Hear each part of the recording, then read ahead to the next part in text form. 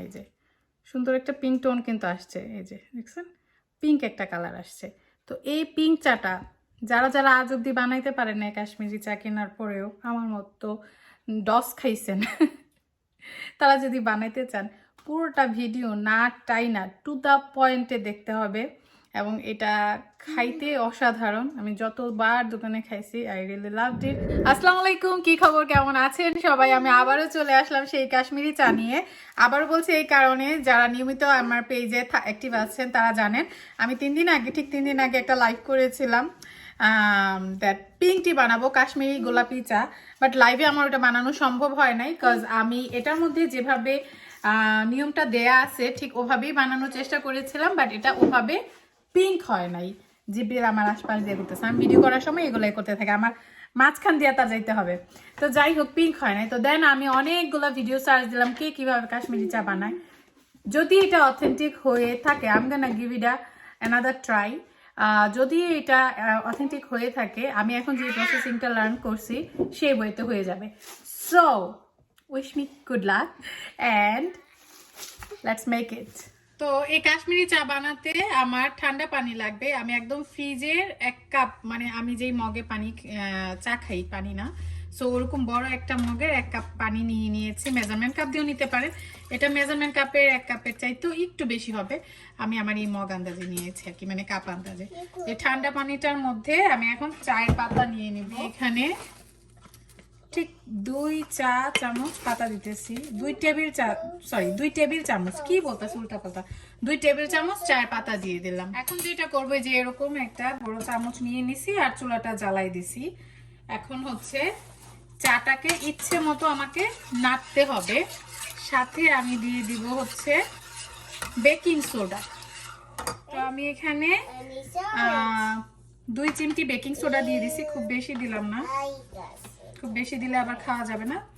তো 2 চিমটি baking soda দিয়ে দিচ্ছি, খাবার সোডা যেটাকে বলে বাংলাদেশে। জিব্রিল আমার পাশে খেলতেছে। তো আমি জাস্ট এটাকে নাড়তে থাকবো বলক আসুক, বলক আসা পর্যন্ত, এবং বলক আসার পরেও নাড়তে হবে। খুব ভালো করে এটাকে ঘাটা ঘাটা করতে হবে। সো দেখি আজকে কাশ্মীরি চা হয় কিনা, মানে আমি যেই কাশ্মীরি চাটা চাইতেছিলাম পিঙ্ক কালারে।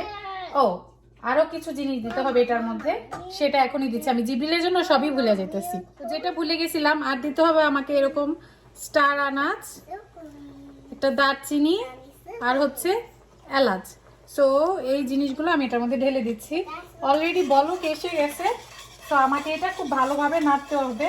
আমি মাঝারি আছে এটারে নাড়তেছি, আমাকে 10 মিনিটের মতো এটাকে এভাবে নাড়তে হবে, to get the red brownish একটা কালার আসা পর্যন্ত। তো এই আমি চায়ের পাতিটাকে একদম ভুনতে ভুনতে পানি অলমোস্ট শুকিয়ে আসছে, দেখেন একদম শাকের মতো হয়ে গেছে। তো এই পর্যায়ে আমি আর করব না, চুলাটা বন্ধ করে দিলাম। এখন যেটা করব, আরেকটু না, আরো 1 কাপ ঠান্ডা পানি এটাতে ঢেলে দিলাম, একদম ফ্রিজের ঠান্ডা পানি ঢেলে দিয়ে আমি এটাকে এক পাশে রেখে দিব। আর এদিকে খুবই অল্প আছে দুধ গরম দিব, আর একটা কেটল বা পাতিলে যেখানে পারেন, আমি কেটলিটাতে নিয়েছি। আর সাথে দিয়ে দিচ্ছি পিস্তাচু গুঁড়া, পিস্তা বাদামের গুঁড়া, যে যতটুকু দিতে পছন্দ করেন। তো আমি এখানে 1 চা চামচ পরিমাণ দিয়ে দিছি। এখন হচ্ছে এটাকে ঢেকে দিব আর এটাকে 5-6 মিনিটের জন্য রেখে দিব। সো পিস্তাচু ভাজা মিল্ক এটা রেডি হয়ে গিয়েছে। আমি অলরেডি অর্ধেক হচ্ছে চুলাতে ফেলে দিছি, আর বাকিটা সেভ করতে পারছি। আর এদিকে চায়ের লিকারও এসে গেছে, খুব সুন্দর টকটকে লাল। এখন হচ্ছে আমি চাটা একটু ছেঁকে নিই। কিন্তু এটা অনেক কড়া লিকার, আমার খুব বেশি চা লাগবে না, আমি অল্প একটু চা নিব, আর বাকিটা আমি প্রিজার্ভ করে রেখে দিতে পারবো। এইভাবেই আমি মানে যার চার রেসিপি ফলো করছি তারটা জানছি। সো আমি এই যে এতটুকু চা নিয়ে নিলাম, এর বেশি লাগবে না। এখন যেটা হচ্ছে, আমি এতে মিল্ক অ্যাড করে দেব, তাহলেই চলে আসবে আসল পিঙ্ক কালার। বিসমিল্লাহ। ওয়াও,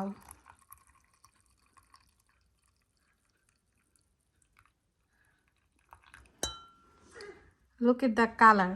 এটা কিন্তু অনেক পিঙ্ক আসছে, আমি জানি না কেমনি ঘুরায় দেখালে হবে। এই একটা সমস্যা, ফোনের কালার বোঝা যায় না, একটু ধরে রাখলে হয়তো বা বোঝা যাবে। চার কালারটা দেখছেন, খুব সুন্দর ব্লাশি একটা পিঙ্ক কালার আসছে। আমি জাস্ট একটু নাইরা দেখাই, এই যে সুন্দর পিঙ্ক একটা কাশ্মীরি টি হয়ে গেছে। সো এত যুদ্ধের পর সুন্দর একটা কাশ্মীরি পিঙ্ক চা, একদম মানে দোকানে যেরকম পিঙ্ক কালারটা থাকে। আমি চায়ের ছবিটা দিয়ে দিব, আই ডোন্ট নো ভিডিওতে কালার অত ভালো বোঝা যাচ্ছে না, বাট সুন্দর একটা ব্লাশ পিঙ্ক কালার আসছে। এই পিঙ্ক চাটা একটু কাছে নিয়ে দেখাই, এই যে সুন্দর একটা পিঙ্ক টোন কিন্তু আসছে, এই যে দেখছেন পিঙ্ক একটা কালার আসছে। তো এই পিঙ্ক চাটা যারা যারা আজ অব্দি বানাইতে পারেন না কাশ্মীরি চা কেনার পরেও আমার মতো ডস খাইছেন, তারা যদি বানাইতে চান পুরোটা ভিডিও না টাই না টু দ্য পয়েন্টে দেখতে হবে।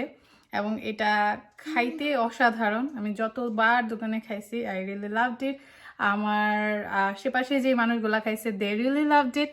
সো এই চাটার বানানোর কিছু কারিশমা আছে, সেই কারিশমাটার জন্যই বলছি না টাই না টু দ্য পয়েন্টে দেখতে হবে, একটা স্টেপ মিস হইলেই এই চাটা হবে না। অ্যান্ড দেন চা ইজ রেডি। বিসমিল্লাহ। লাজবাব, এটার যে একটা অ্যারোমা, সেই কাশ্মীরি চায়ের অনেক সুন্দর একটা অ্যারোমা আছে।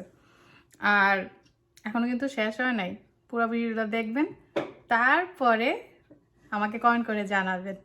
সো ভালো থাকবেন সবাই, দোয়া করবেন আমাদের জন্য, ভিডিওটি শেয়ার করতে ভুলবেন না, আমার পেজটা ফলো করতে ভুলবেন না, একটা কমেন্ট করে যেতে ভুলবেন না। আল্লাহ হাফেজ।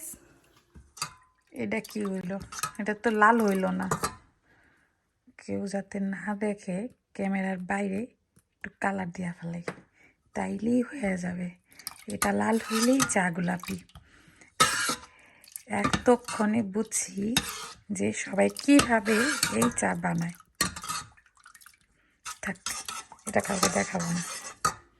যেই বিহাইন্ড দ্য সিন ট্রিকটা আমি দেখাইলাম, ওইটা না করলে কিন্তু এটা পিঙ্ক হবে না।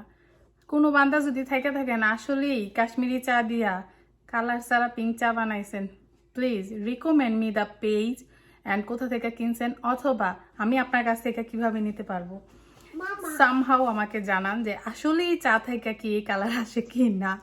But the aroma is perfect, I love the aroma. যদিও পিঙ্ক কালারটা আমার অ্যাড করতে হয়েছে, but I love the aroma.